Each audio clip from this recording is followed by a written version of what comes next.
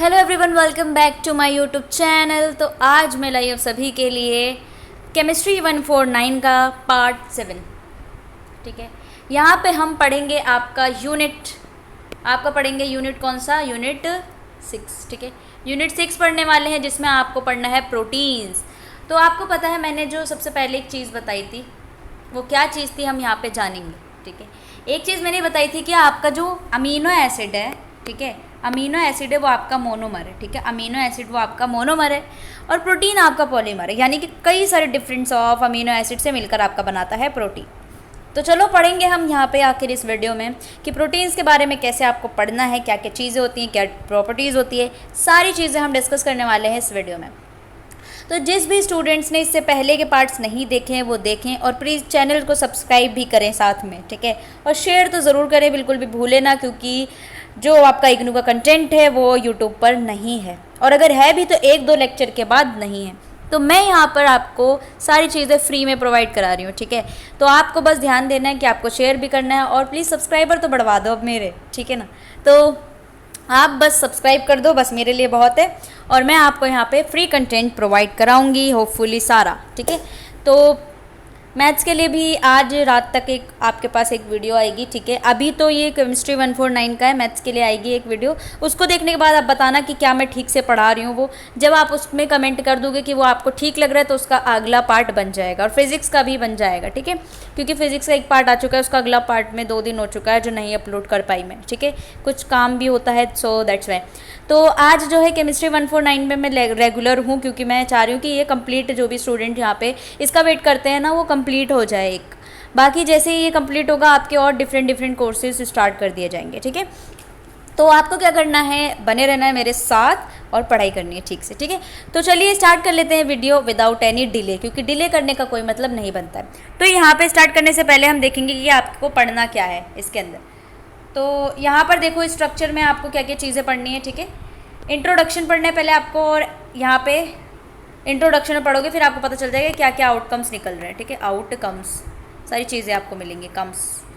Classification पढ़ना है आपको। देखो क्लासिफिकेशन प्रोटीन का करोगे आपके सॉलिबिलिटी के बेस पर, शेप के बेस पर, केमिकल कंपोजिशन के बेस पर, बायोलॉजिकल फंक्शन के बेस पे आप क्लासीफाई करोगे किसको, प्रोटीन्स को। उसके बाद आपको पढ़ना है नेक्स्ट में, वो है आपका प्रॉपर्टीज़ ऑफ प्रोटीन। ठीक है, क्या क्या प्रॉपर्टीज़ है प्रोटीन्स की। Molecular weight, amphoteric nature. ठीक है, मॉलिक्यूलर वेट, एम्फोटेरिक नेचर का मतलब क्या है, मैंने पहले भी बताया था कि एम्फोटेरिक का मतलब होता है कि पॉजिटिव और नेगेटिव चार्जेस, यानी कि एसिड और बेस दोनों की तरह अगर कोई भी बिहेव कर रहा है तो वो एम्फोटेरिक नेचर का होता है। ठीक है, क्यों, क्योंकि अमीनो एसिड्स आपको पता है कि आपके पास अमाइन ग्रुप होते हैं जो बेसिक है, आपके पास कार्बोक्सिलिक ग्रुप है जो एसिडिक है, इनके ही पूरी चेन से आपका प्रोटीन बनता है। तो यानी कि एम्फोटेरिक नेचर आपका प्रोटीन शो करेगा। प्रेसिपिटेशन देखना है, डीनेचुरेशन देखना है प्रोटीन का। ठीक है, कलर रिएक्शन भी देखेंगे। देन उसके बाद आपका स्ट्रक्चरल ऑर्गेनाइजेशन देखेंगे प्रोटीन्स का, प्राइमरी, सेकेंडरी, टर्शरी। उसके बाद पेप्टाइड बॉन्ड बनाएंगे प्रोटीन के बीच में, डाइसल्फाइड बॉन्ड बनेंगे। और फिर आपको देखना है यहाँ पे weak non covalent interaction. Secondary structure में आपको देखना है कि आपके सेकेंडरी स्ट्रक्चर जो होते हैं प्रोटीन में, वो एक अल्फा हेलिक्स होता है, दूसरा बीटा प्लेटेड होता है ये। देन उसके बाद आपका खत्म हो जाएगा। टर्शरी क्वाटरनरी के बाद, सॉरी अभी और है, टर्शरी है, क्वाटरनरी है, हीमोग्लोबिन है। हीमोग्लोबिन को आप कैसे ट्रांसपोर्ट करते हो as a protein, biological function कौन कौन से हैं वो आपको देखना है। देन समरी एंड खत्म, फिर टाटा बाय करेंगे हम इस चैप्टर को। तो थोड़ा सा इंट्रोडक्शन में आप पढ़ लेते हैं क्या चीज़ है यहाँ पर। ठीक है, तो प्रोटीन्स आपकी जो होती है, स्टार्ट कर रहे हैं हम। प्रोटीन्स आपकी जो होती है वो आपका क्या है, मोस्ट अबंडेंट बायोमोलिक्यूल है ह्यूमन बॉडी के लिए। 75% ड्राई वेट में आपके मिलते हैं बॉडी में प्रोटीन्स। ठीक है, प्रोटीन ओरिजिनेट हुआ था ग्रीक वर्ड ये है आपका, ठीक है, प्रोटीओज, जिसका मीनिंग होता है फर्स्ट इंपॉर्टेंट, यानी कि आपका सबसे इंपॉर्टेंट मोस्ट अबंडेंट बायोमोलिक्यूल जो है आपका ह्यूमन बॉडी के लिए वो प्रोटीन है। तो प्रोटीन आपकी बॉडी के लिए बहुत ज़्यादा इंपॉर्टेंट होने वाले हैं। आपको प्रोटीन लेना है, इनटेक करना है प्रोटीन का। अब देखो, number of constituents of our body are made up of protein से बने होते हैं सारे। स्किन हो गया, बोन हो गया, टेंडन, मसल्स, टूथ, नेल, ये सारी चीज़ें आपके प्रोटीन से बने हैं। ठीक है, स्ट्रक्चरल कंपोनेंट्स बायोमोलिक्यूल्स जो होते हैं परफॉर्मिंग फंक्शन दिखाते हैं, स्ट्रक्चर ऑफ द बॉडी को प्रोवाइड करते हैं। स्ट्रक्चरल कंपोनेंट जो होते हैं आपके बायोमोलिक्यूल में वो स्ट्रक्चर प्रोवाइड करेंगे बॉडी को, ऑक्सीजन को ट्रांसपोर्ट कराएंगे, ठीक है, रेगुलेशन कराएंगे बॉडी और केमिस्ट्री का, ठीक है, लिविंग सिस्टम। प्रोटीन आपके वर्क एज हार्मोन की तरह भी काम करते हैं, एंजाइम की तरह, स्टोरेज प्रोटीन की तरह भी, ट्रांसपोर्ट प्रोटीन, स्ट्रक्चरल प्रोटीन, इम्यूनोग्लोब्यूलिन्स, इसमें आपका सभी में प्रोटीन्स का पाया जाता है कंटेंट। अब देखो अगर आपके पास इम्प्रॉपर यानी कि आप प्रोटीन का कंटेंट कम्प्लीटली नहीं ले पा रहे हो तो उससे आपको कई सारे डिसीज़ का भी सामना करना पड़ता है, जैसे कि लैक्टोसूरिया, थैलेसीमिया, सिकल सेल एनीमिया, ये सारे इंपॉर्टेंट हैं। स्ट्रक्चरल फंक्शन रिलेशनशिप आपको इस चैप्टर में जानना है। तो देखो यहाँ पे क्या है, हम बात करेंगे कि आखिर ये आपका प्रोटीन क्या है। वन और मोर पॉलीपेप्टाइड है, ठीक है। Protein are long chain of amino acids, यानी अमीनो एसिड्स आपका क्या है, अमीनो एसिड्स मैंने बताया था आपका क्या है, मोनोमर है। तो अमीनो एसिड आपका मोनोमर है, उससे मिलकर आपका पॉलीमर बनता है, पॉलीमर आपका क्या है, प्रोटीन है, ठीक है। इसका वेट देखो, मोलिकुलर वेट मोर देन 5000 होते हैं जनरली, जिसको हम प्रोटीन्स कहते हैं, ठीक है। बाकी आप क्लासिफिकेशन पढ़ोगे, क्लासिफिकेशन में आप टाइप्स पढ़ोगे, टाइप्स में आपको देखोगे 4 टाइप्स के प्रोटीन होते हैं, primary, secondary, tertiary and quaternary. Structure के बारे में पढ़ोगे, फंक्शन जो है इनका किस किस पे डिपेंड करता है, वो सारी चीज़ें आपको पढ़नी है। तो सबसे पहले हम क्लासिफिकेशन कर लेते हैं। देखो क्लासिफिकेशन करने से पहले थोड़ा सा जानते हैं कि you know that different proteins have different type of number of amino acids होते हैं, यानी कि आपके जो वेरी करेंगे वो आपके अमीनो एसिड वेरी करेंगे, उसके हिसाब से आपको जो है स्ट्रक्चर मिल जाएगा, क्लासिफिकेशन प्रोटीन्स का मिल जाएगा, right. Structure different protein differ only in the composition sequence of constituent amino acids के सीक्वेंस पे डिपेंड करेगा आपका डिफरेंट प्रोटीन कैसा है। तो the function of property of protein are related their structure, it is quite difficult to classify these macromolecule on the basis of one single property. से एक single property से हमारे लिए बहुत ज़्यादा डिफिकल्ट होता है कि हम ऐसे मैक्रोमोलिक्यूल का मतलब ये क्यों कह रहा है, मैक्रो मतलब लार्ज, जिनका मोलिकुलर वेट लार्ज होता है उनको हम क्या कहते हैं, मैक्रोमोलिक्यूल्स कहते हैं। तो आपका प्रोटीन जो है वो मैक्रोमोलिक्यूल है भाई, क्यों, एक तो एक पॉलीमर है, ठीक है, इसलिए मैक्रोमोलिक्यूल है, ठीक है। तो एक सिंगल प्रॉपर्टी से क्लासीफाई करना बहुत ही ज़्यादा मुश्किल होता है ऐसे मैक्रोमोलिक्यूल का। तो हम क्या करेंगे, क्लासिफिकेशन करेंगे depend on the following. Solubility पे डिपेंड करेंगे, उसके बाद आपका शेप एंड स्ट्रक्चर पे डिपेंड होगा, ठीक है। तीसरा आपका किस पे होगा, केमिकल कंपोजिशन और बायोलॉजिकल फंक्शन।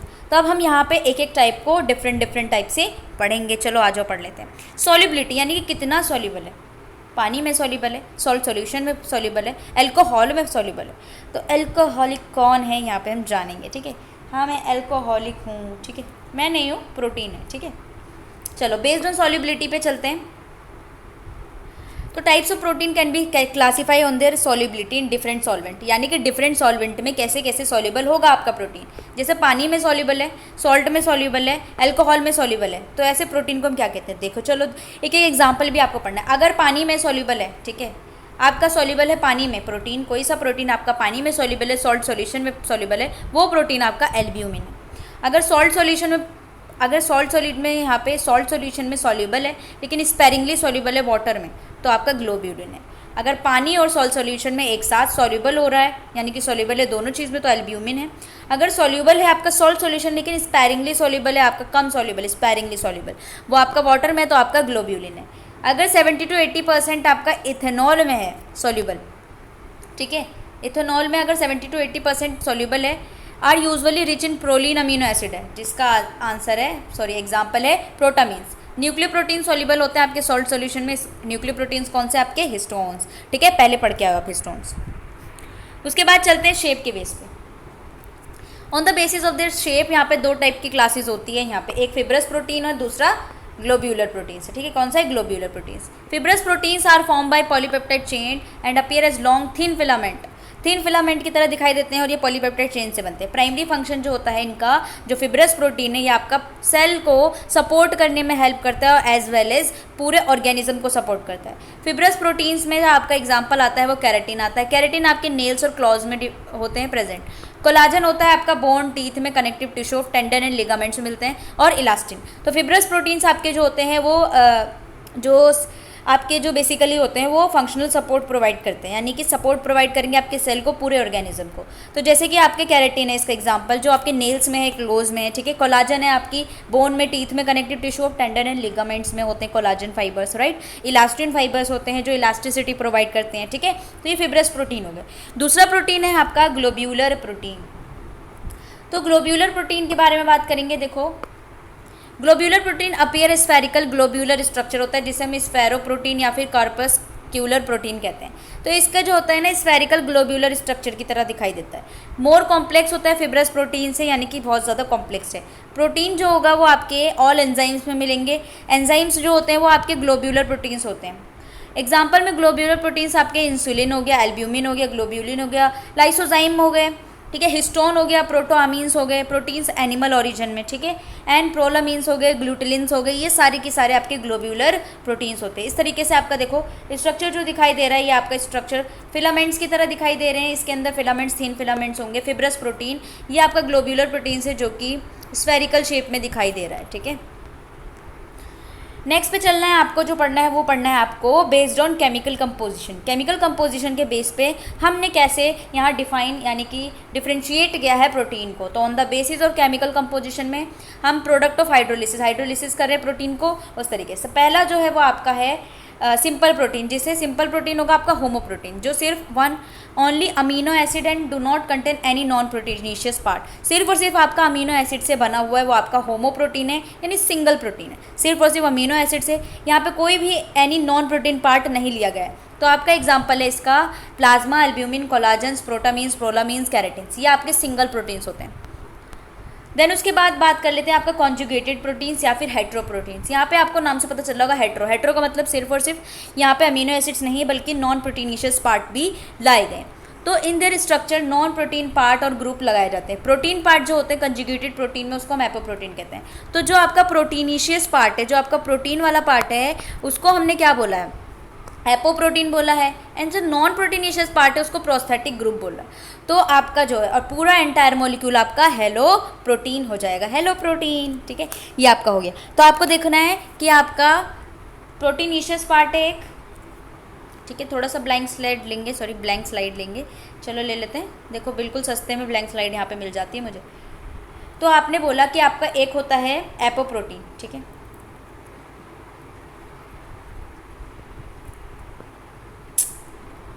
एपोप्रोटीन, ठीक है, एपोप्रोटीन प्लस में आपका प्रोस्थेटिक ग्रुप,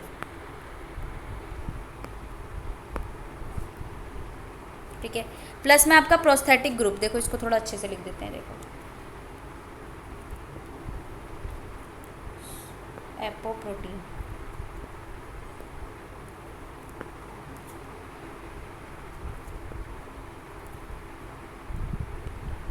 एपोप्रोटीन, थोड़ा सा ये ना अभी तक ठीक नहीं हुआ है यार,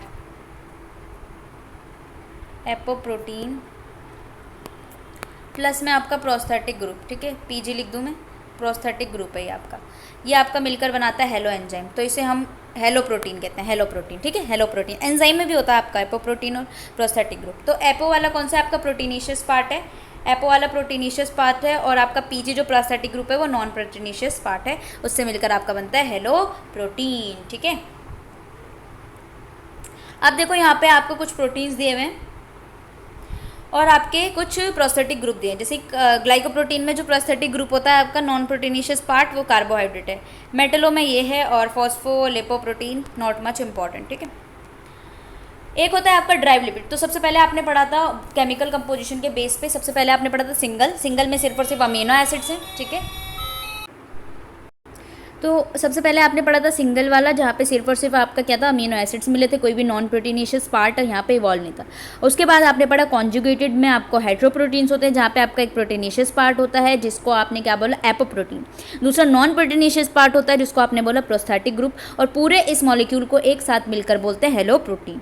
उस तरीके से आपका नेक्स्ट है, जो नेक्स्ट वाला है आपका ड्राइव्ड लिपिड्स, ठीक है, सॉरी लिपिड्स नहीं है, sorry derived proteins. Drive proteins आपके ऐसे प्रोटीन्स होते हैं जो कि ड्राइव्ड होते हैं डिफरेंट फिजिकल और केमिकल एजेंट से, जैसे कि हीट हो गया, एसिड हो गया, अल्कली और एंजाइम से। इसे हम नेटिव प्रोटीन्स कहते हैं, ठीक है। ड्राइव प्रोटीन्स में भी प्राइमरी सेकेंडरी ड्राइव टाइप के हो सकते हैं। प्राइमरी में क्या होता है, प्रोटीन जो होता है डीनेचर हो जाता है विदाउट गेटिंग हाइड्रोलाइज होने से पहले डीनेचर हो जाता है, वो आपका प्राइमरी टाइप का ड्राइव प्रोटीन है। सेकेंडरी टाइप का जो होता है वो प्रोग्रेसिव हाइड्रोलिसिस करने के बाद डाइल्यूट एसिड अल्कली से हाइड्रोलाइज हो जाते हैं, ठीक है। तो ये आपका हो गया सेकेंडरी। अब हम यहाँ पे देखेंगे based on the biological function पे किस तरीके से प्रोटीन को आपने डिफरेंशिएट किया है। तो the multitude of the function that protein perform in consequence of both the folding of the polypeptide chain and the presence of many different functional group लगे होते हैं अमीनो एसिड साइड चेन में। तो functional point of view से हमें यहाँ पे divide करना है कई सारे ग्रुप्स में। सबसे पहला है आपका स्ट्रक्चरल प्रोटीन।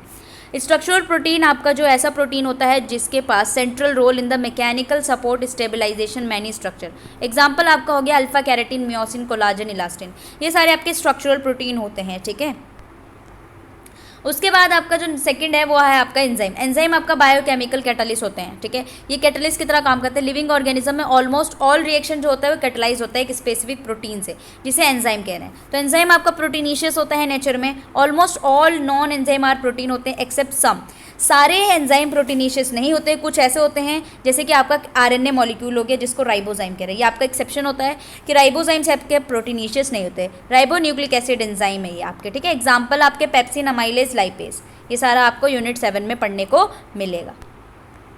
नेक्स्ट आपका होता है रेगुलेटरी प्रोटीन। आपको ध्यान रखना है कि कैसे कैसे किस किस बेस पर आपने यहाँ पे क्लासीफाई किया है। रेगुलेटरी प्रोटीन्स आपके कैसे होते हैं, many hormones like insulin, glucagon, thyroid stimulating hormone आपका TSH, ये प्रोटीन्स होते हैं regulatory. These are regulatory molecules involved in control of many cellular function को मेटाबॉलिज्म और टू रिप्रोडक्शन तक का यहाँ पर रेगुलेशन का काम करता है, इसीलिए इनको हमने रेगुलेटरी प्रोटीन्स कहा है, ठीक है। एग्जाम्पल्स भी आपको ध्यान रखने हैं। उसके बाद आपको देखना है ट्रांसपोर्ट प्रोटीन्स, ठीक है। बायोलॉजिकल फंक्शन में बहुत सारे फंक्शंस होते हैं, ठीक है। ट्रांसपोर्ट में यानी कि ट्रांसपोर्टेशन का काम करेंगे। Specific proteins classify are transport proteins हो गए। कई सारे ऑर्गेनिक इनऑर्गेनिक स्मॉल मॉलिक्यूल का ट्रांसफर कर रहे हैं, जैसे कि ब्लड स्ट्रीम में, एक्स्ट्रा सेलुलर फ्लूइड में, अक्रॉस द सेल मेम्ब्रेन में ट्रांसपोर्ट का काम कर रहे हैं, इनसाइड द सेल में from one compartment to another. कई सारी जगह जगह पे यहाँ पे ट्रांसपोर्ट का काम कर रहे हैं। आपका हीमोग्लोबिन हो गया जो ऑक्सीजन को कैरी करता है, ट्रांसफरिन हो गया जो आयरन को कैरी करता है ब्लड में, ये सारे आपके ट्रांसफर प्रोटीन हो गए, ओके। नेक्स्ट है आपका स्टोरेज प्रोटीन। ऐसे प्रोटीन जो ऑर्गेनिक और इनऑर्गेनिक मॉलिक्यूल को स्टोर करने का काम करते हैं, जैसे कि फेरेटिन, ये आयरन को स्टोर कर रहे हैं इंट्रासेलुलरी में in a non toxic form in the liver के अंदर। मियोग्लोबिन आपका ऑक्सीजन को कर रहा है स्केलेटल मसल में, ठीक है, ओवलब्यूमिन। उसके बाद आपका जो नेक्स्ट होता है वो आपका हो गया प्रोटेक्टिव और डिफेंस प्रोटीन, यानी कि ऐसे प्रोटीन्स जो प्रोटेक्शन का काम करेंगे और डिफेंस का काम करेंगे, ठीक है। प्रोटेक्शन और डिफेंस का काम कर रहे हैं। तो एंटीबॉडीज़ और इम्यूनोग्लोबिन्स, आपको पता है एंटीबॉडीज़ जिसको इम्यूनोग्लोबिन भी कह रहे हैं, डिफेंस का काम कर रही है, बिल्कुल इम्यूनिटी प्रोवाइड करा रही है। ग्लाइकोप्रोटीन्स हो गए antigens express in the surface of virus, ठीक है, bacteria, other infection in these 10 protein defend on the body against infection से बचाने के लिए, ये आपके पास इन्फेक्शन से बचाने के लिए हेल्पफुल होती है, ठीक है, ये वाली। तो ये आपकी हो गई प्रोटेक्टिव और डिफेंस प्रोटीन्स, राइट। अब हमें देखना है यहाँ पर, ये आपका कंप्लीट हो गया कि आपने क्लासिफिकेशन कर लिया प्रोटीन का डिफरेंट बेस पर। किस किस बेस पर किया है वो आपको ध्यान में रखना है, ठीक है। अगर एग्जाम में आ जाता है कि आपको केमिकल कंपोजिशन के बेस पर, on the basis of the shape, of the basis of the structure, solubility, इसके अकॉर्डिंग आपको अगर क्लासीफाई करना है तो आप ईजिली क्लासीफाई कर पाएंगे। अब हम देखेंगे यहाँ पर कि प्रॉपर्टीज़ क्या है प्रोटीन की। तो प्रोटीन आपके एक्सट्रीमली क्या होते हैं, लार्ज मॉलिक्यूल होते हैं, जिनका मॉलिक्यूलर वेट कितना होता है आपका 5000 to a few million dalton, ठीक है, जैसे कि इसमें दिखाया गया है। तो हम यहाँ पे देखेंगे आपका वेरियस प्रोटीन मॉलिक्यूल का comparison those of glucose molecule to some inorganic ions, sodium chloride, इनसे देखेंगे। लार्ज साइज होता है प्रोटीन का मॉलिक्यूल्स में, ये कोलाइडल प्रॉपर्टी शो करते हैं। ये आपका कंपेरेटिव साइज दिया हुआ है, ठीक है, कंपैरिजन दिया हुआ है। प्रोटीन मॉलिक्यूल है और ये कार्बोहाइड्रेट के मॉलिक्यूल है। तो इस तरीके से आपका अल्फा में लिपोप्रोटीन, ये सारी चीज़ें ना यहाँ पे कंपैरिजन दिया हुआ है कि कैसे कंपेयर करोगे आप, ठीक है, कि कौन सा मॉलिक्यूल है, यानी कितना साइज़ है और कैसे कोलाइडल डिफ्रेंशिएशन करेंगे, ठीक है। Properties of protein are mainly due to nature of constituent amino acids के हिसाब से आपकी प्रॉपर्टी पता चलता है। लार्ज पॉलीमेरिक प्रोटीन मॉलिक्यूल जो होते हैं ना, some typical physical and chemical behaviour show करते हैं। अब आपको यहाँ पे पढ़ना है सारे के सारे प्रॉपर्टीज़ में। तो सबसे पहला प्रॉपर्टी आप पढ़ोगे मॉलिक्यूलर वेट का। मॉलिक्यूलर वेट का प्रोटीन आपके क्या होते हैं, आपको पता है कि इनका साइज़ जो होता है बहुत ज़्यादा भारी, यानी वेट की बात करें, पॉलीपेप्टाइड चेन्स होती हैं आपकी 50 से 25,000 अमीनो एसिड्स लगे होते हैं, ठीक है। मॉलिक्यूलर वेट जो होता है लार्ज नंबर ऑफ प्रोटीन्स लगे होते हैं, इसीलिए एवरेज मॉलिक्यूलर वेट जो होता है 5 के डाल्टन से आपका 220 के डाल्टन होता है। प्रोटीन बहुत ज़्यादा हाई मॉलिक्यूलर वेट रखते हैं। सियानिन से। कॉपर कंटेनिंग रेस्पिरेटरी प्रोटीन्स इन वर्टिब्रेट्स। मॉलिक्यूलर वेट जो होता है प्रोटीन का डिटरमाइन करता है मॉलिक्यूलर सीव क्रोमेटोग्राफी से, यानी जेल फिल्ट्रेशन करेंगे उसके अकॉर्डिंग आप यहाँ पे लाइट स्कैटरिंग एक्सरे डिफ्रैक्शन से आप उसका डिटरमाइन कर सकते हैं मॉलिक्यूलर वेट। तो यहाँ पे कई सारे मेथड है जिससे आपको अल्ट्रा सेंट्रीफ्यूगेशन, इससे आप मॉलिक्यूलर वेट जो है ना वो कर सकते हैं डिटरमाइन। नेक्स्ट प्रॉपर्टी है आपका एम्फोटेरिक नेचर। एम्फोटेरिक नेचर जो होता है वो क्या होता है? द प्रोटीन हैव आयनाइजेबल, आपको पता है मैंने पहले बता दिया था कि प्रोटीन के पास C डबल बॉन्ड O-, ये आपका एसिडिक है, NH3+ है, ठीक है, NH3+ है, वो आपका क्या है? बेसिक है। इन दोनों के नेचर यानी कि आपका दोनों बिहेव एज अ एसिडिक और बेसिक नेचर की वजह से आपका जो प्रोटीन है वो एम्फोटेरिक नेचर दिखाता है, ठीक है। Surface of the because of the constituent amino acids proteins are able to donate और एक्सेप्ट प्रोटोन, यानी कि डोनेट भी कर सकता है और एक्सेप्ट भी कर सकता है। एक्सेप्ट करेगा वो आपका क्या है? NH3 है, डोनेट कर रहा है वो आपका क्या है? C डबल बॉन्ड O- है। तो ये आपका एम्फोटेरिक नेचर होता है। These can be absorb ions और cation depending upon the pH of the solution, ठीक है। सॉल्युबिलिटी पे देखते हैं। सॉल्युबिलिटी क्या होता है? सॉल्युबिलिटी प्रोटीन डिपेंड करता है अमीनो एसिड रेसिड्यू पे जो आपके सरफेस पे प्रेजेंट है, इंटरेक्ट करते हैं सॉल्वेंट के साथ। चार्ज एंड पोलर सरफेस, ठीक है, जैसे अभी मैंने सॉल्युबिलिटी के बेस पे यहाँ पे कराया था ना, तो आपको देखो charge and polar surface residue interact readily with ionic group polar solvents. Polar solvents क्या हो गए? आपके वाटर और इथेनॉल हो गए। इसमें किस तरीके से आपका सॉल्युबल हो रहा है? इंक्रीज करते हैं सॉल्युबिलिटी ऑफ प्रोटीन को। अगर आपका पानी में और इथेनॉल में यहाँ पे पोलर सॉल्वेंट्स होते हैं, ठीक है, पोलर सॉल्वेंट्स होंगे तो वहाँ पे जो सॉल्युबिलिटी होगी वो आपकी इंक्रीज होगी। और ये आपके जो होंगे इनसॉल्युबल होते हैं नॉन पोलर सॉल्वेंट्स में। नॉन पोलर सॉल्वेंट्स कौन से होगा? बेंजीन और हेक्सेन, यहाँ पे नहीं होते, ठीक है।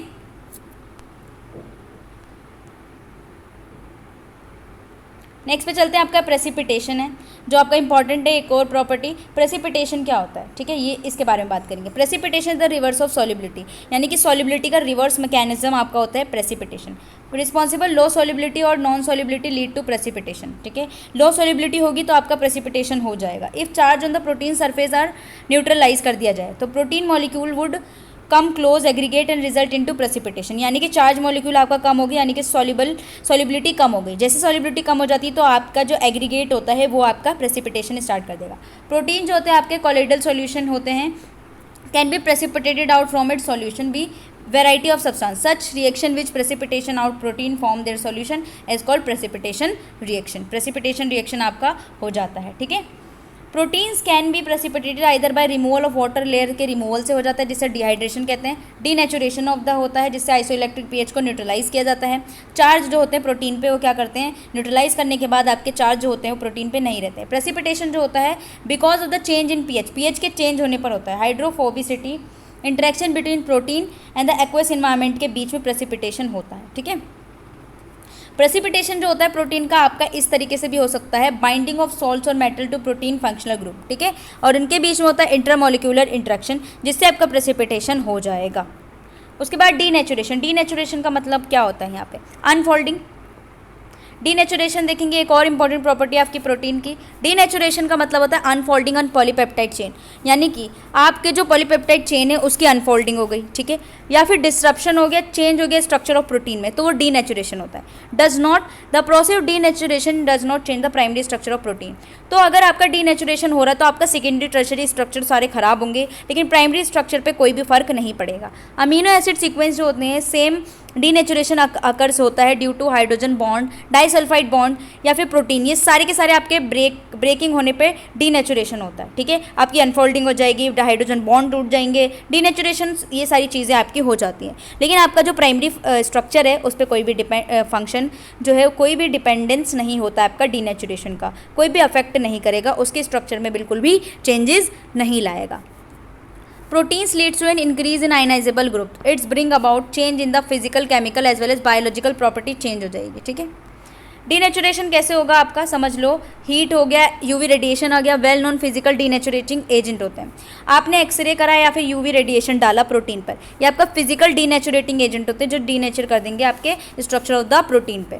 अनदर केमिकल एजेंट्स भी होते हैं जैसे कि आपका एसिड हो गया, एसिड डाल दिया आपने, एल्कली, हैवी मेटल्स हो गए, lead and mercury, urea and salicylate, ये सारा डीनेचुरेशन कराएंगे। Denaturation generally an irreversible process है, यानी एक बार डीनेचुरेशन हो गया तो दोबारा डीनेचर वाला ठीक नहीं होगा, इसीलिए इरिवर्सिबल प्रोसेस है। Native protein can be regenerate, native protein जो होंगे वो रीजनरेट हो जाते हैं रिमूविंग द डीनेचुरेटिंग एजेंट। अगर डीनेचुरेट नेटिव प्रोटीन्स होते हैं एक आपके, अगर नेटिव प्रोटीन्स के अंदर डीनेचुरेटिंग एजेंट को रिमूव कर दिया जाए तो उस प्रोसेस को हम रीनेचुरेशन कहते हैं, यानी दोबारा से स्ट्रक्चर दोबारा आपका ठीक हो गया तो उसे हम बोल रहे रीनेचुरेटिंग। मतलब आपका डीनेचुरेटिंग तो होता है आपका ऑब्वियसली क्या है, इरिवर्सिबल प्रोसेस है, यानी कि दोबारा से चेंज नहीं होता है। उसके बाद देखेंगे कलर रिएक्शन। देखो प्रोटीन्स जो होते हैं अमीनो एसिड से मिलके बने होते हैं, सारे proteins not made from the same set of amino acid से बनते नहीं हैं। Differentiate to all colour reactions, differentiate करते हैं on the basis of qualitative detection से देखेंगे प्रोटीन का कलर रिएक्शन के अकॉर्डिंग कैसे कैसे रिएजेंट है। जैसे कि आपका कौन कौन से टेस्ट है का, Millon's test, biuret test. Biuret test में आपका जो होता है वो रिएजेंट जो प्रेजेंट होगा, ठीक है, ब्यूरेट टेस्ट कराया जाएगा प्रोटीन का, उसके अंदर डाइल्यूट कॉपर सल्फेट प्लस में NaOH, ठीक है, सोडियम हाइड्रोक्साइड डालेंगे तो आपका ब्लू कलर आएगा। रिएक्शन साइड 2 और मोर देन 2 पेप्टाइड बॉन्ड्स बनेंगे। रेड और ब्लू वायलेट कलर जो होगा not given by amino acids और डाइपेप्टाइड्स के लिए ऐसा नहीं होगा। मिलेंस टेस्ट में आपको देख सकते हो कि कौन सा वाला, यहाँ पे मर्क्यूरिक सल्फेट को यूज़ किया जा रहा है। रेड प्रेसिपिटेट यहाँ पे बनेगा, फिनोलिक ग्रुप और टायरोसिन रिएक्शन साइट होंगे, red colour given by phenols. Phenols जो होंगे वो आपके रेड कलर देंगे। इस तरीके से आपका नीन हाइड्रेट क्या आपने डाला होगा, नीन हाइड्रेट जो होता है वो आपका नीन हाइड्रेट जो होता है आपका ब्लू वायलेट कलर देता है और 550 नैनोमीटर की एब्जॉर्बिंग लाइट को एब्जॉर्ब करता है। अमीनो ग्रुप के प्रेजेंस पता चलेगा, प्रोलीन और हाइड्रोक्सी प्रोलीन जो होंगे येलो कलर देंगे तो पता चल जाएगा कि आपका कलर प्रोड्यूस कर रहा है। नाइट्रोप्रियोसाइड, ये सारे टेस्ट हैं आपके, रेड कलर देगा। Cysteine to not detect the presence of sulphur in proteins, को डिटेक्ट नहीं करेगा ये। उसके बाद आपका होता है एक सेकाग्यूची, एक sodium hypochlorite and alpha naphthol, red colour देगा। आर्जिनिन रेसिड्यू बनेगा, interference compound guanidine. Xanthoproteic test होता है जहाँ पे आप बॉइलिंग करोगे HNO3 के साथ, येलो और ऑरेंज बनेगा। फिनोलिक और इंडोलिक अमीनो एसिड्स बनेंगे इसके अंदर। ये रिएक्शन रिस्पॉन्सिबल होता है yellowing of skin and HNO3 falls on it. ये सारी चीज़ें आपके कलर प्रोडिक्शन में काम करेंगे, ठीक है। उसके बाद आपको जो इंपॉर्टेंट चीज़ यहाँ पे देखनी है वो ये है स्ट्रक्चरल ऑर्गेनाइजेशन, यानी प्रोटीन के बारे में हम स्ट्रक्चर के बेस पे कैसे प्रोटीन को क्लासीफाई कर रहे हैं। तो सबसे पहले जो है उसके अंदर स्ट्रक्चरल ऑर्गेनाइजेशन में देखना है प्राइमरी स्ट्रक्चर। तो सबसे पहले हम प्राइमरी स्ट्रक्चर की बात करेंगे। Protein is a primary as a linear polymer और different amino acids called polypeptide chain. अगर बहुत सारे अमीनो एसिड्स ऐसे लीनियर में लगे हुए हैं, एक चेन में लगे हुए हैं, तो वो आपका जो स्ट्रक्चर होता है वो आपका प्राइमरी स्ट्रक्चर होता है, उसे हम पॉलीपेप्टाइड चेन कहते हैं। कई सारे अमीनो एसिड जो होते हैं लीनियरली जुड़े होते हैं। जैसे आप पॉलीपेप्टाइड के बारे में पहले ही डिस्कस करके आ चुके हो प्रीवियस यूनिट में। If the protein chain consist of से 100 अमीनो एसिड्स हो गया तो आइडेंटिकल होंगे, only one particular type of protein होंगे उसके पास ईच पोजीशन पे, ये सारी चीज़ें यहाँ पर होगी। तो on the basis of the structure के बेस पर आपको पढ़ना है प्राइमरी स्ट्रक्चर। देखो प्रोटीन जो है आपका प्राइमरी स्ट्रक्चर के बारे में बता रही हूँ। Linear long chain of polymer होगा अमीनो एसिड, जिसको पॉलीपेप्टाइड कह रहे हैं। Number of sequence amino acid जुड़े होंगे, एन टर्मिनल होगा, दूसरा सी टर्मिनल होगा, जो लिंक करेंगे आपके पेप्टाइड बॉन्ड से, ठीक है, जिसको primary structure of the protein कहते हैं। और ये कंप्लीटली कोवलेंट होता है। ये देखो कई सारे अमीनो एसिड्स आपके जुड़े हुए हैं, ठीक है, इस तरीके से लीनियर फॉर्म है, ये आपका लीनियर फॉर्म है, आपके अमीनो एसिड जुड़े हुए हैं कई सारे, और इस तरीके से आपका प्राइमरी स्ट्रक्चर बन जाता है प्रोटीन का। फॉर एग्जाम्पल प्राइमरी स्ट्रक्चर आपका ग्लूकागोन का बनाया गया, जहाँ पे स्टिमुलेट किया गया ग्लूकागोन से ग्लूकोज का, ठीक है, इस तरीके से स्ट्रक्चर आपका बनता है। तो जो आपका प्राइमरी स्ट्रक्चर बहुत ज़्यादा प्राइमरी स्ट्रक्चर जो होता है ना आपका, वो बहुत ज़्यादा क्या होता है, लीनियर स्ट्रक्चर होता है, ठीक है। नेक्स्ट पे चलते हैं पेप्टाइड एंड प्रोटीन फोल्डिंग क्या होता है। पेप्टाइड बॉन्ड आपने पहले पढ़ा था कि दो अमीनो एसिड्स के बीच में यानी हाइड्रोलिसिस कराते हैं, कंडेंसेशन कराते हैं, यानी कि रिमूवल ऑफ वाटर कराते हैं, उसके अकॉर्डिंग आपका जो है वो पेप्टाइड बॉन्ड बन जाता है, ठीक है। जहाँ पे आप वाटर का रिमूवल कराते हो, ठीक है, H2O रिमूव करा देते हो तो आपका क्या बन जाता है, पेप्टाइड बॉन्ड बन जाता है, ठीक है। तो यहाँ पे हम देखेंगे प्रोटीन फोल्डिंग कैसे हो रही है और आपका पेप्टाइड बॉन्ड कैसे बन रहा है। द फोल्डिंग पैटर्न देखो यहाँ पे पढ़ेंगे। The folding patterns of the polypeptide chain depend on the geometry पे डिपेंड करता है पेप्टाइड बॉन्ड के, which link the individual amino acids. ये सारी चीज़ें हम यहाँ पे पढ़ेंगे। देखो यहाँ पे स्ट्रक्चर दिया हुआ है, एंगल्स भी दिए हुए हैं, तो आपको जो ध्यान रखना है ना पेप्टाइड का, वो ये ध्यान रखना है कि आपको दो अमीनो एसिड्स के बीच में बनता है, ठीक है। इसको आप रीड आउट भी कर सकते हो। प्लेनर स्ट्रक्चर होता है ये, बिल्कुल प्लेनर स्ट्रक्चर, यानी कि एक प्लेन पे ये आपका प्लेनर स्ट्रक्चर है किसका, प्रोटीन का। Individual bond constituting the peptide unit are torsionally rigid होता है। इंटर बॉन्ड हाइड्रोजन बॉन्डिंग यहाँ पे इम्पॉसिबल होती है। Twisting of the peptide plane still possible around C alpha N terminal और C alpha C bond axis पर। ये आपका देखो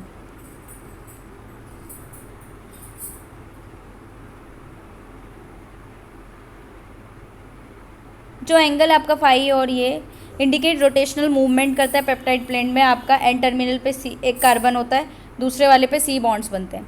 चेंज होते फुली एक्सटेंडेड होती है। आपकी वैल्यूज़ ये भी दिया हुआ है, आपका 180 डिग्री पर होता है, इसीलिए इसको हम पेप्टाइड प्लेन पे क्या कर सकते हैं, हम रोटेट कर सकते हैं। ठीक है, नेक्स्ट आपका डाइसल्फाइड बॉन्ड कैसे बनता है।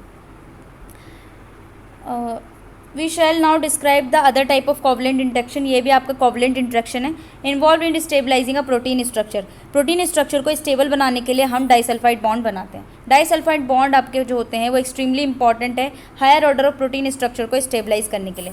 में कनेक्ट टू पॉलीपेप्टाइड चेन को अगर हम कनेक्ट कर देते हैं तो आपका डाइसल्फाइड बॉन्ड बन जाता है। ठीक है, जैसे सिस्टीन रेसिड्यूज यहाँ पे दिखाई दे रहे हैं, ये देखो ये आपका डाइसल्फाइड है, यानी कि जो सल्फर कंटेनिंग प्रोटीन्स है आपके। ठीक है, आपका सिस्टीन है, ठीक है, जो भी है, और ये तो यहाँ पे इनके बीच में जो होता है ना डाइसल्फाइड बॉन्ड बन जाती है, जिससे ये क्या करते हैं, बहुत ज़्यादा स्टेबल प्रोडक्ट यहाँ पे बन जाता है, स्ट्रक्चर बन जाता है पॉलीपेप्टाइड।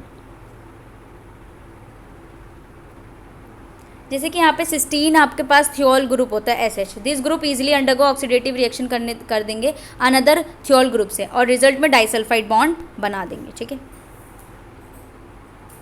2 सिस्टीन ग्रुप के बीच में डाइसल्फाइड बॉन्ड्स बने हुए हैं।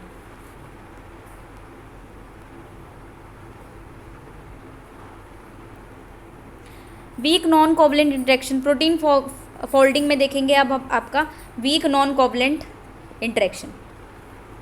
तो जैसे ऑलरेडी डिस्कस कर चुके हो, आपकी primary structure polypeptide chain is maintain by covalent amide bonds. तो प्राइमरी स्ट्रक्चर जो होगा उसके अंदर अमाइड बॉन्ड्स बने होंगे पेप्टाइड्स वाले। अनदर लिंकेज जो होता है मेंटेन करेगा हायर ऑर्डर में, वो आपके डाइसल्फाइड बॉन्ड होंगे। तो जो फोल्डिंग होगी पॉलीपेप्टाइड चेन की, उससे सेकेंडरी टर्शरी क्वाटरनरी स्ट्रक्चर आप बना दोगे। तो फोल्डिंग इंपॉर्टेंट है, प्रोटीन को फोल्ड कर करके आप यहाँ पे क्या बनाओगे, सेकेंडरी स्ट्रक्चर, टर्शरी स्ट्रक्चर और क्वाटरनरी स्ट्रक्चर बनाओगे। इसके लिए आपको प्रोटीन की फोल्डिंग करनी पड़ेगी।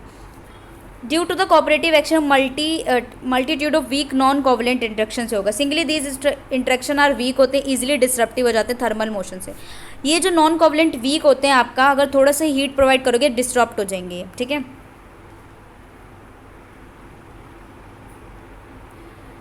तो यहाँ पर देखो the weak covalent interaction that contribute to the stability of protein structure have been identify. Electrostatic force होते हैं आपके, वंडरवाल फोर्स होते हैं आपके, जो वीक फोर्स हैं हाइड्रोजन बॉन्ड से हाइड्रोफोबिक इंटरेक्शन से। ये सारे जो वीक नॉन कोवलेंट इंटरेक्शन है जो आपके प्रोटीन को स्टेबल बनाते हैं, यहाँ पे इंटरेक्शन दिया हुआ है। ठीक है, द अमीनो एसिड्स, अब यहाँ पे एक एक बॉन्ड्स के बारे में पढ़ेंगे, आपका इलेक्ट्रोस्टैटिक्स बॉन्ड्स कैसे बन रहा है। Amino acid side chain of many protein such as those of lysine हो गया, ग्लूटामिक एसिड्स हो गए, जिनके पास आपके NH3+ और C डबल बॉन्ड O- होता है एट न्यूट्रल pH पर।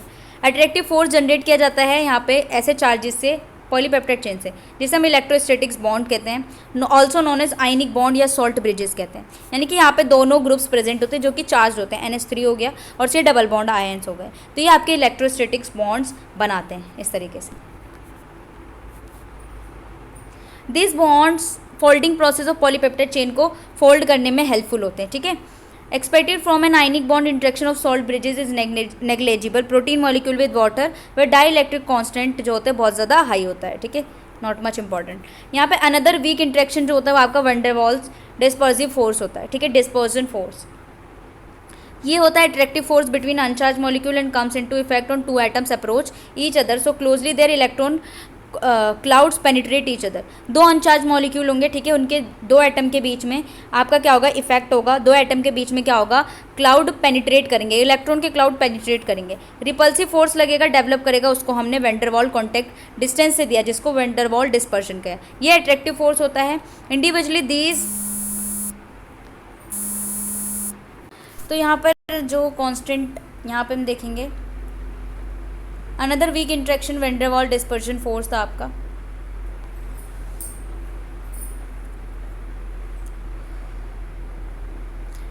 अब हम करेंगे हाइड्रोजन बॉन्ड। ये भी आपका क्या है, एक नॉन कोवलेंट वीक इंटरेक्शन है। ठीक है, इंपॉर्टेंट लिंकेज होता है आपका structure and function of protein में। हाइड्रोजन बॉन्ड जो होता है वो कैसे बनता है, hydrogen bonds from an electrostatic interaction between a hydrogen atom bound covalently electronegative atom.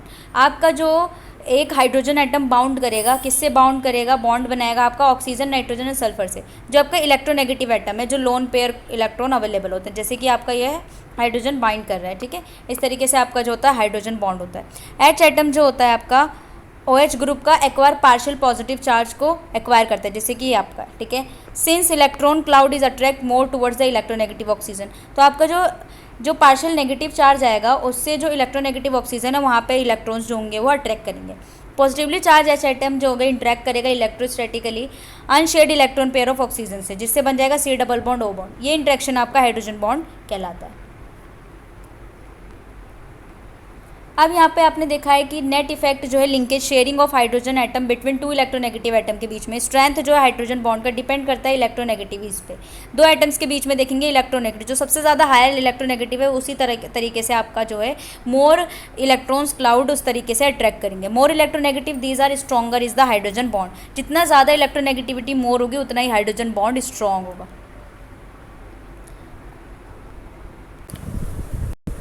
Then आपको हाइड्रोजन बॉन्ड के बाद जो पढ़ना है वो आपको पढ़ना है हाइड्रोफोबिक इंटरेक्शन। इसका मतलब होता है कि आप स्टेबलाइजिंग प्रोटीन्स के किस तरीके से हाइड्रोफोबिक इंटरेक्शन का मतलब है what is its contribution toward stabilising protein. Hydrophobic का मतलब होता है रिपेलिंग और नॉट इंटरेक्टिव वाटर, यानी कि हाइड्रोफोबिक नेचर आपने पढ़ा होगा कि ये हाइड्रोफोबिक नेचर जो होते हैं वो आपके क्या होते हैं, जो वाटर हेटर होते हैं, यानी कि आपके रिपेल करते हैं वाटर से, ठीक है, इस तरीके से। Hydrogen atom aliphatic side chain of protein such as valine हो गया, आइसोलेशन हो गया, इलेक्ट्रॉन पेयर बनाते हैं, ठीक है। ये आप देख सकते हो नॉन पोलर होता है, हाइड्रोफोबिक है इस तरीके से, ये हाइड्रोफोबिक है, यानी हाइड्रोफोबिक है तो ये क्या है, वाटर हेटर है। अब यहाँ पे इंपॉर्टेंट चीज़ है द हाइड्रोफोबिक इंटरेक्शन एक significant role in maintaining the folded protein structure को मेंटेन करने में हेल्प होता है, ठीक है। No true bonds exist in these, इसमें कोई भी बॉन्ड्स नहीं है, बल्कि ये जो फोल्डेड प्रोटीन है उनके स्ट्रक्चर को मेंटेन करने में हेल्पफुल है। तो हमने जो भी यहाँ पे डिस्क्राइब किया हुआ है, जितने भी टाइप्स के आपके नॉन कोवलेंट इंटरेक्शन थे, ठीक है, ये आपके प्राइमरी स्ट्रक्चर थे एंड वेरियस इंटरेक्शन देखा आपने, स्टेबलाइज करेंगे प्रोटीन की फोल्डिंग को कॉम्प्लेक्स हायर प्रोटीन स्ट्रक्चर में, ठीक है। Having gain this knowledge describe, ठीक है, चलो गेन कर लिया हमने नॉलेज। अब यहाँ पे पढ़ोगे सबसे पहले प्राइमरी स्ट्रक्चर के बारे में पढ़ लिया आपने, कैसे कैसे प्राइमरी स्ट्रक्चर को स्टेबलाइज करोगे, मेंटेन करोगे, कौन कौन से इंटरेक्शन लगे। यहाँ पे non covalent peptide bond, disulphide bond, सारी चीज़ें आपके प्रोटीन स्ट्रक्चर को हेल्पफुल कर रहे थे। अब यहाँ पे जो आपको पढ़ना है वो सेकेंडरी स्ट्रक्चर पढ़ना है। तो आपने क्या किया, तो ये आपकी प्रोटीन फोल्डेड होती है सेकेंडरी स्ट्रक्चर। देखो extensive investigation by Pauling and Corey using X ray diffraction, ये आपके दो साइंटिस्ट थे पॉलिंग एंड कॉरे, इन्होंने क्या किया, एक्सरे डिफ्रैक्शन किया, जिससे आपने आइडेंटिफाई किया most order stable element of protein folding, यानी कि मोस्ट स्टेबल एलिमेंट आपने प्रोटीन को पहले फोल्ड किया। तो प्राइमरी को जब आप प्राइमरी स्ट्रक्चर ऑफ प्रोटीन को फोल्ड करते हो तो आपका सेकेंडरी स्ट्रक्चर बनता है। द सेकेंडरी स्ट्रक्चर बेसिकली जो होता है आपका ज्योमेट्रिक अरेंजमेंट होता है अमीनो एसिड्स का, जो आपके एमाइड लिंकेज से बनाते हैं और बहुत ज़्यादा क्लोज होते हैं एक दूसरे से पॉलीपेप्टाइड चेन में, ये आपको पढ़ना होता है। जैसे कि आपने पहले पढ़ के आ चुके हो में आप planar trans configuration peptide linkage का, ठीक है, ट्रांस और कई सारे यहाँ पे इंटरेक्शन कराने के बाद था। तो यहाँ पे जो आपका प्रोटीन जो सेकेंडरी स्ट्रक्चर है आपका, इसके अकॉर्डिंग यहाँ पे आप जब इसको फोल्ड करोगे तो हेलिकली स्ट्रक्चर बनेंगे, वो हेलिकली स्ट्रक्चर आपके अल्फा हेलिक्स होते हैं और दूसरा आपका बीटा प्लेटेड शीट होता है। ये दो अरेंजमेंट होते हैं सेकेंडरी स्ट्रक्चर में, जो एक्सरे डिफ्रैक्शन के बाद पता चला है। अब आप इसको डिफरेंट पढ़ोगे कि अल्फा हेलिक्स कैसे बनता है और दूसरा आपका जो है बीटा प्लेटेड शीट क्या है। तो अल्फा स्ट्रक्चर जो होता है आपका पर्टिकुलरली पैटर्न ऑफ रोटेशन, आपका रोटेशन हुआ है NC अल्फा कार्बन से और आपका C अल्फा कार्बन, इन दोनों के बीच में समझ लो एक मेरा ये इस तरीके से पॉलीपेप्टाइड चेन लगी हुई है, ये मेरा N टर्मिनल है, ठीक है, और आपको पता है ये अल्फा कार्बन पे लगे होते हैं, ये आपका C टर्मिनल है, ठीक है। आपने क्या किया, इनको रोटेशन किया, यानी रोटेट करते हुए, इस तरीके से रोटेट करते हुए बनाया है स्ट्रक्चर, वो आपका क्या है, अल्फा हेलिकल स्ट्रक्चर, जिसका मतलब है polypeptide chain run tag back under itself spirally, अगर एक बार है स्पाइरली, ये इसको हम स्पाइरली बोलते हैं, स्पाइरली अट्रैक्ट इस तरीके से अटैच्ड होता है, तो इसे हम क्या बोलते हैं, अल्फा हेलिक्स कहते हैं। टाइटली कॉइल्ड स्ट्रक्चर होता है ये आपका राइट हैंडेड स्क्रू और सर्कुलर स्टेयरकेस होता है, राइट हैंडेड है जैसे आपका DNA होता है, ठीक है। तो DNA का स्ट्रक्चर भी इस तरीके से होता है ना, हेलिकली स्ट्रक्चर होते हैं इस तरीके से, ये अरेंजमेंट होता है आपका। ये अरेंजमेंट जो होता है हाइड्रोजन बॉन्ड होते हैं between carboxylic and amino acids के बीच में, ठीक है। 4 amino acids ahead in this chain, के अंदर 4 अमीनो एसिड्स होते हैं और हाइड्रोजन बॉन्ड बिटवीन द यहाँ पे हेलिकल स्ट्रक्चर में होता है। तो आप देख सकते हो राइट हैंडेड फैशन में।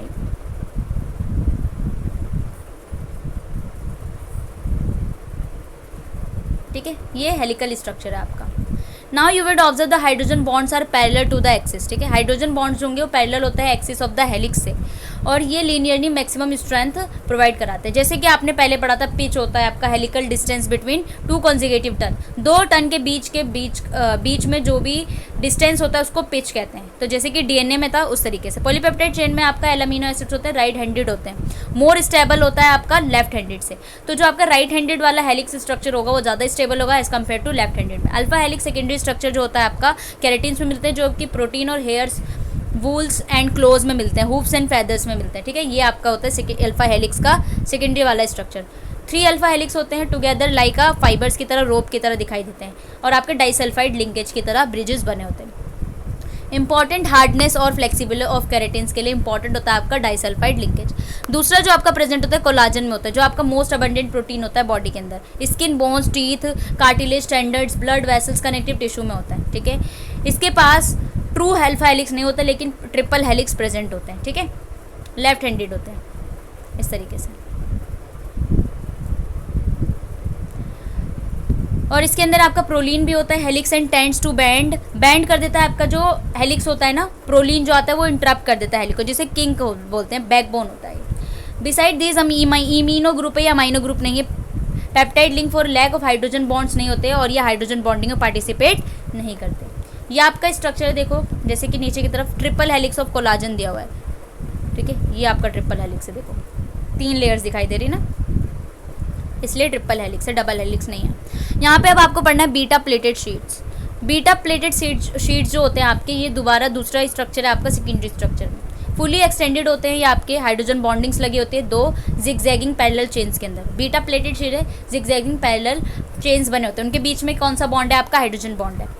The direction of hydrogen bond is perpendicular होता है direction of polypeptide chain. Hydrogen bond आपका जो होता है ये परपेंडिकुलर होता है किसमें, बीटा प्लेटेड में, लेकिन अल्फा हेलिक्स में क्या था, पैरेलल था एक्सिस से, अनलाइक सेम डायरेक्शन। ठीक है, जो अनलाइक अल्फा हेलिक्स में सेम डायरेक्शन में था। ठीक है, बीटा प्लेटेड स्ट्रक्चर जो होते हैं एक्सटेंड होते हैं एक दूसरे से प्लेटेड शीट की तरह। अब जो बीटा प्लेटेड होते हैं पैरेलल और एंटी पैरेलल अरेंजमेंट दिखा देते हैं। पैरेलल बीटा शीट्स होते हैं, polypeptide chain runs in the same direction में होंगे, अमीनो ग्रुप से लेके कार्बोक्सिलिक टर्मिनेट से। एंटी पैरेलल वाले जो होंगे वो अपोजिट डायरेक्शन में होंगे। इस तरीके से आपका दिखेगा, देखो पॉलीपेप्टाइड चेन है पैरेलल और एंटी पैरेलल वाला। अब आपको बताना है कि जो एंटी पैरेलल वाला बीटा प्लेटेड शीट्स है ना, वो मोर स्टेबल होता है, क्योंकि इनके बीच में जो होता है हाइड्रोजन बॉन्ड्स बने होते हैं, मोर लीनियरली अरेंज्ड होते हैं। Beta structure several polypeptide chains होते हैं, पार्टिसिपेट करते हैं शीट की फॉर्मेशन के लिए। ठीक है, और स्टैक शीट्स जो होते हैं आपके, वो अमीनो एसिड्स को बल्कि बना देते हैं। ये इस तरीके से आपका बीटा अल्फा बीटा अरेंजमेंट है। ठीक है, ये आपका बीटा अरेंजमेंट है, हेलिकल सेगमेंट्स बने हुए हैं यहाँ पे कई सारे। तो आपका इंपॉर्टेंट जो बनता है ना, बोथ एंड्स पर सेगमेंट से बीटा, तो इसीलिए ये बीटा अल्फा बीटा है। यहाँ पे जो इंपॉर्टेंट चीज़ आपको ध्यान रखना है वो याद ध्यान रखना है कि पहली बात तो आपका जो सेकेंडरी स्ट्रक्चर है, ठीक है, वो क्या है, उसके बाद उसमें कौन कौन से फॉर्म होते हैं, अल्फा और बीटा कैसे कैसे बन रहा है, उसके बाद इसके एग्जाम्पल्स। तो देखो एग्जाम्पल्स की बात कर लेते हैं आप। For example, fibrous protein by alpha keratin of hair, wool, silk, fibroin and collagen are best example structure dependent function in protein. Wool fibre is a flexible, extensible and elastic property दिखाता है आपके, क्योंकि इनके पास alpha helical structure होते हैं किसके अंदर, वूल keratin पे। सिल्क फाइबर जो होते हैं अदर हैंड अनयूजुअली स्ट्रॉन्ग होते हैं, लेकिन एक्सटेंसिबल नहीं होते। ये प्रॉपर्टी आपकी बीटा शीट स्ट्रक्चर की वजह से होता है। ठीक है, तो इसका एग्जाम्पल आपका सिल्क फाइबर बन जाता है। ठीक है, ये सारी चीज़ें आपने कर ली। देन उसके बाद आपको टर्शियरी स्ट्रक्चर, यानी कि सेकेंडरी स्ट्रक्चर को और ज़्यादा फोल्ड कर दिया हमने, तो हमारे पास क्या बन गया, टर्शियरी स्ट्रक्चर बन गया। Regularly repeating structure feature such as alpha helix and beta helix sheets characterising fibrous protein such as keratin हो गया, सिल्क, फिब्रोइन और कोलाजन हो गए, ये सारे एग्जांपल्स हो गए। Most other large number of protein including enzymes, polypeptide chain twist कर दिया, फोल्ड कर दिया, पैक कर दिया कॉम्पैक्ट में, 3 डायमेंशनल शेप। तो आपका जो ये स्ट्रक्चर होता है वो 3D होता है, यानी 3 डायमेंशनल शेप होता है, जिसको आपने बोल दिया टर्शियरी स्ट्रक्चर। तो टर्शरी स्ट्रक्चर में आपके जो आते हैं 3 डायमेंशनल टर्शरी स्ट्रक्चर में जो एग्जांपल आते हैं आपके, 2 टिपिकल प्रोटीन होते हैं। एक होता है आपका मियोग्लोबिन एंड एडिनाइलेट काइनेस, ठीक है। एक होगा आपका मियोग्लोबिन, दूसरा हो गया एडिनाइलेस काइनेट, और इस तरीके से आपकी फोल्डिंग होती है। तो आपने देखा ना सेकेंडरी स्ट्रक्चर को और ज़्यादा हमने 3D मॉलिक्यूल में फोल्ड कर दिया, ऐसे ऐसे फोल्ड कर दिया, 3D मॉलिक्यूल बना दिया। तो इस तरीके से आपका ये हो गया टर्शरी स्ट्रक्चर।